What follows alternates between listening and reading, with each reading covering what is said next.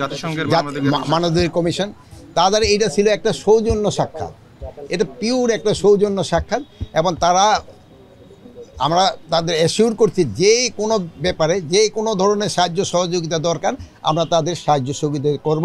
এবং তাদের আমরা আরেকটা রিকোয়েস্ট করছি যেন ইউএন মিশনে আমাদের আরও এখনও আমরা কিন্তু অনেক বেশি, তারপরও আমাদের বেশি করে পুলিশ, আর্মি এবং অন্যান্য বাহিনীর সদস্যরা যেতে পারে তাদের কাছে আমরা রিকোয়েস্ট করছি।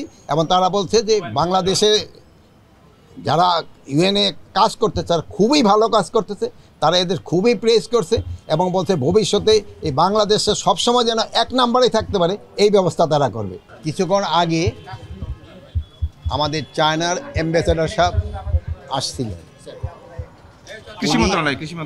উনি কৃষি মন্ত্রণালয়ে আসছিলেন, কিন্তু আপনারা হয়তো ওই সময় ওখানে উপস্থিত ছিলেন না।